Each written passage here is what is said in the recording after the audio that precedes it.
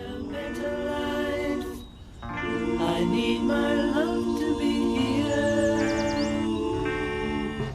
Here. Making each day of the year. Changing my life with the wave of the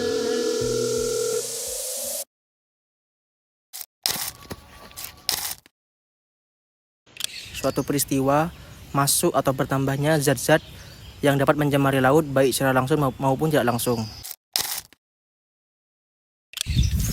Sumber pencemaran biologis sendiri terdapat 3 macam, yang dimana ketiganya merupakan faktor antropogenik atau disebabkan oleh aktivitas manusia. Limbah organik merupakan limbah yang berasal dari organisme laut mati, sisa makanan yang dapat mencemari laut. Limbah feses merupakan limbah yang berasal dari kotoran manusia yang terbawa oleh perairan hingga menuju ke lautan lepas sehingga menyebabkan pencemaran. Limbah peternakan dan pertanian, yang dimana faktor pencemarannya berasal atau bersumber dari sumber makanan yang tersisa, pupuk, dan juga kotoran hewan yang terbawa ke perairan hingga menyebabkan pencemaran. Salah satu faktor atau indikator yang menyebabkan pencemaran biologis di perairan yakni terdapatnya bakteri coliform, yang dimana salah satunya yaitu bakteri E. coli. Bakteri E. coli merupakan bakteri yang tergolong kelompok coliform yang membahayakan bagi manusia. Bakteri ini dapat menyebabkan beberapa penyakit seperti meningitis, diare, dan juga gagal ginjal akut. Itu yang pertama, memiliki bentuk seperti batang. Kemudian memiliki membran sel luar, dinding sel, dan membran sitoplasma. Kemudian bakteri ini juga memiliki flagela sehingga pergerakannya itu bebas. Kemudian bakteri E. coli ini memiliki energi untuk menguraikan senyawa organik.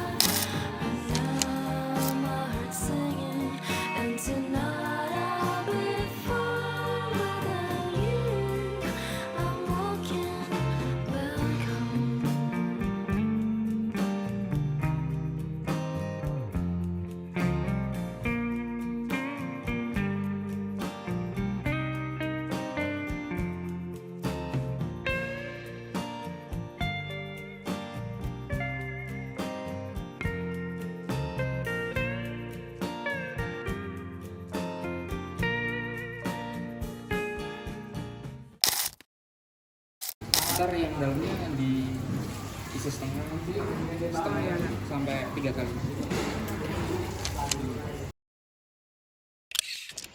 Pada saat praktikum pertama, kami melakukan pre-sampling, yaitu dengan mencuci atau mensterilisasi botol sampel yang akan kami gunakan di lapangan nanti. Pengambilan sampel dilakukan pada 20 April 2024 di Pantai Sendang Biru yang terletak pada Desa Tambak Rejo, Kecamatan Sumber Manjing Wetan, Kabupaten Malang, Jawa Timur.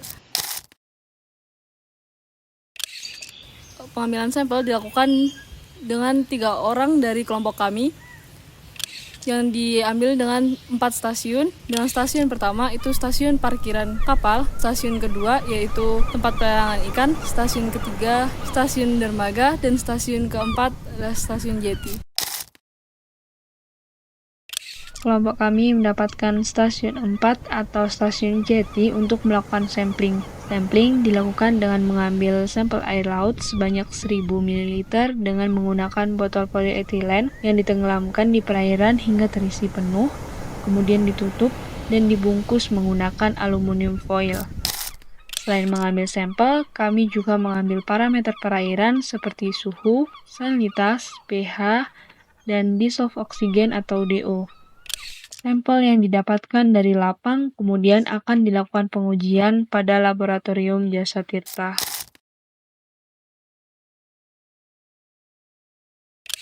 Uji pendugaan yaitu menggunakan media khusus, yaitu LBSS lactose broad single strange dan LBDS lactose broad double strange.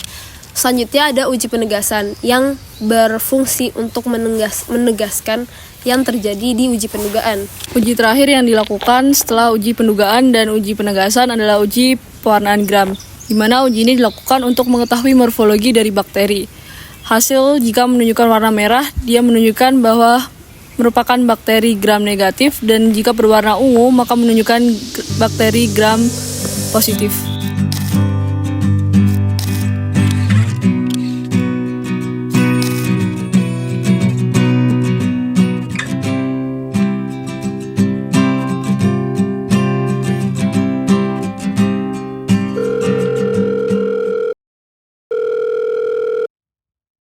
Halo, Ray?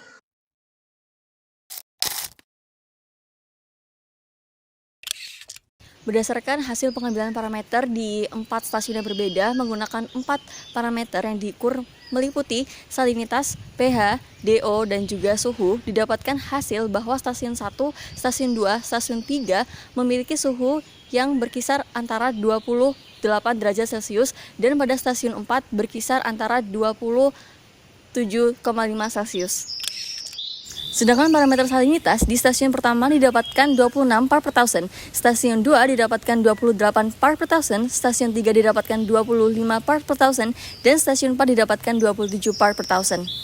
Parameter pH di keempat stasiun didapatkan nilai yang sama, yaitu sebesar 7, dan yang terakhir adalah parameter DO, di mana stasiun 1 mendapatkan nilai 6,8, stasiun 2 6,8, stasiun 3 6,9, dan stasiun 4 sebesar 7,2.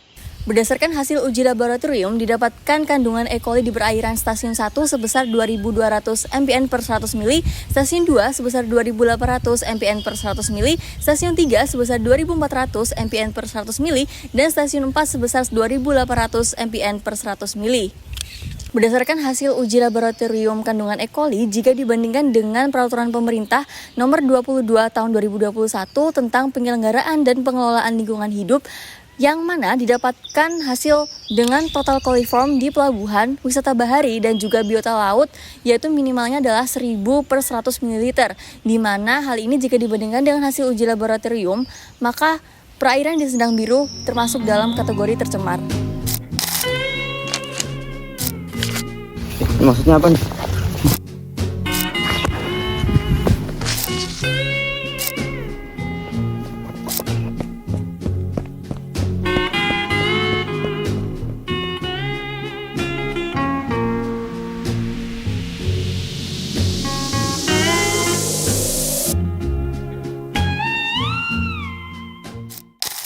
Terasa sekali rangkaian dari Project Base dan juga Praktikum Pencemaran Laut 2024 dimulai dari sosialisasi, kelas, praktikum lab, pengambilan sampel di lapang, pembuatan artikel dan Project Base, serta visiting lecture dan juga responsi.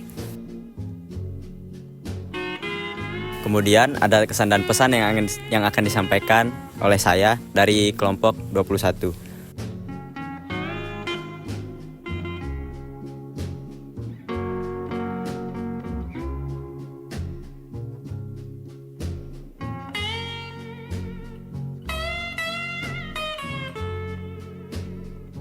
Kemudian kami ucapkan terima kasih kepada dosen pengampu mata kuliah pencemaran laut dan kakak asisten topik limbah biologis, serta teman-teman kelompok 21 yang sudah mengikuti rangkaian Project Base dan juga Pencemaran Laut 2024 dengan baik. Kemudian kami ucapkan terima kasih juga kepada teman-teman yang sudah menonton video ini dari awal sampai akhir. Akhir kata, kami ucapkan terima kasih dan wassalamualaikum warahmatullahi wabarakatuh.